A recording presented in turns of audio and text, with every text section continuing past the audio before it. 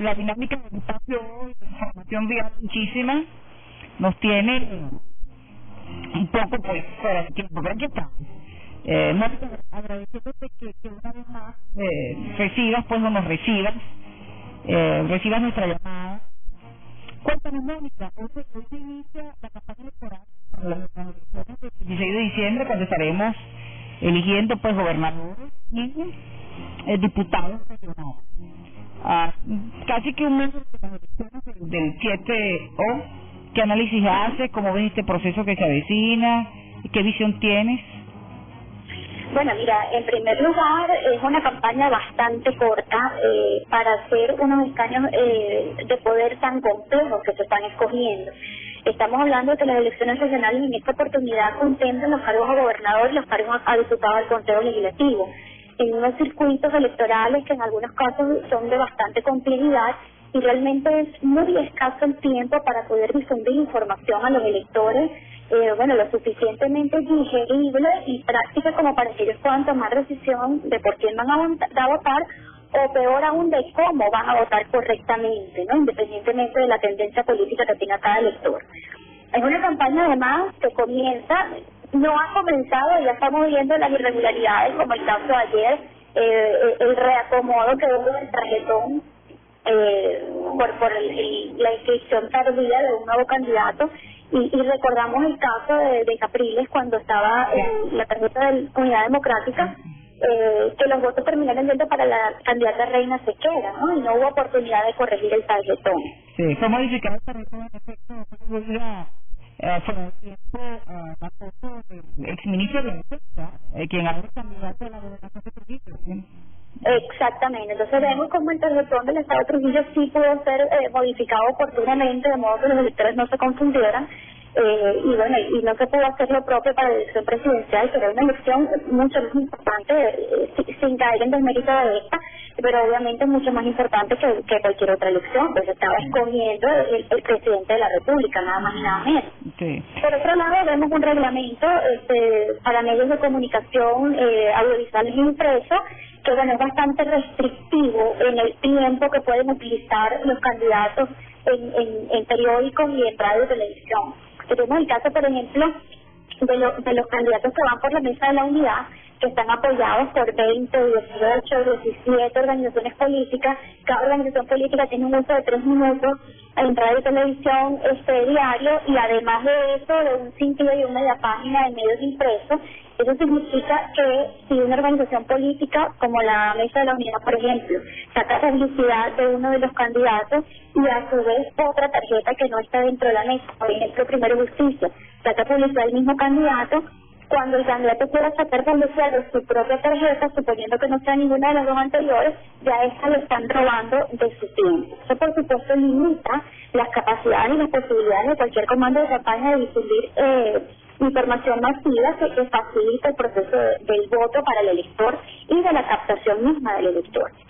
Tenemos entonces una carrera electoral que a mi juicio debe desempeñarse de una manera muy terrestre. Tiene que ser mucho cuerpo a cuerpo, mucho visita directa por caserío, mucho recorrido de calle de parte de los candidatos y tratar de optimizar el recurso que nosotros llamamos aéreos, que son los medios de comunicación masivos, y la publicidad que se pueda desplegar tipo pendones, ¿no?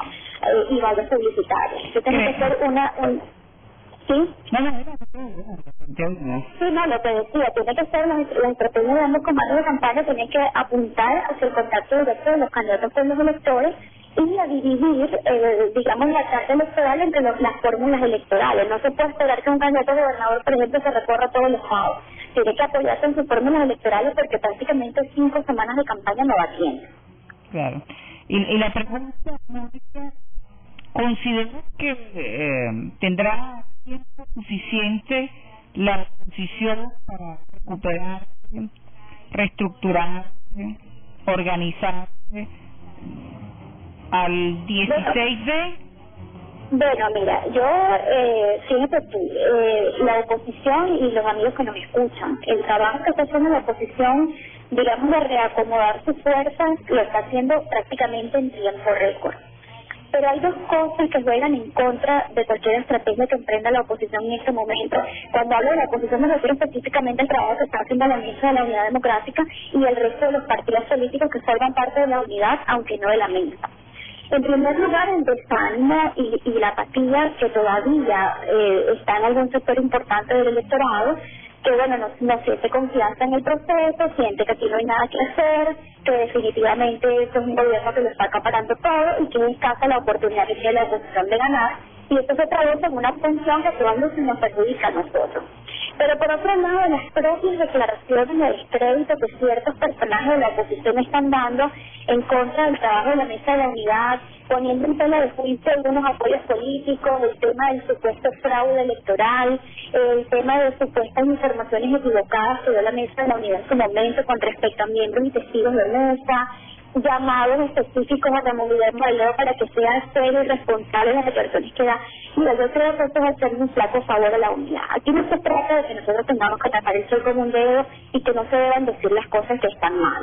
Pero yo lo he dicho en otras oportunidades, nosotros tenemos que tener un sentido de oportunidad política y tenemos que entender que los esfuerzos enormes y muy fructíferos que se han hecho para consolidar una unidad política que pueda ser una oposición homogénea y con organicidad, no solamente organización, sino organicidad, en términos de que sea un órgano único, pues que entiendan las reglas del voto político y las leyes, ha sido muy difícil lograr. Entonces realmente quien se perjudica es la propia unidad y eso se traduce en un desapego del elector y en una desmovilización del voto. Entonces mientras del otro lado se están cohesionando y aún enferma como sea que esté un liderazgo consolidado, el presidente Chávez sacó la votación más alta en toda su historia política. La oposición también, por cierto. Pero el chavismo también consolidó mucho voto. Entonces ahí tenemos una cohesión alineada en el polo patriótico que facilita la movilización política y del otro lado vemos una desarticulación de la mesa de la unidad de los factores democráticos que por el contrario desmoviliza al electorado. Entonces aquí se trata de que la gente tiene que tomar conciencia y poner un poco en segundo plano los intereses particulares y no estar con esos chillidos de que si no me veo reflejado en las decisiones que toma la mesa de la unidad, entonces convoco una rueda de prensa, inmediatamente critico y desmonto lo que pueda estar pasando. Yo creo que este juego tiene que cesar porque aquí se trata de dos corrientes ideológicas que están luchando y de la posibilidad de la consolidación de un proyecto político que no va precisamente a la línea democrática, en mi opinión. Bueno, muchísimas gracias. Si me permiten traerme medio segundo, yo quisiera aprovechar el espacio porque ya siento que esto es como mi casa, para mandarle un mensaje a mi papá que me debe estar escuchando en la ciudad de Boston, en los Estados Unidos. Ayer estuvo de cumpleaños y quiero mandarle un abrazo desde aquí. Ay, qué bueno. ¿Cómo se llama tu papá, Mónica? Reinaldo Lorenzo. Reinaldo Lorenzo está en Boston en este momento. Sí, señora. Bueno, feliz cumpleaños al señor Lorenzo, que sea muchísimos años más, siempre cargado de salud, mucha felicidad y que Dios lo bendiga y gracias por tenerlo ahí en su tiempo. Al señor Reinaldo Lorenzo.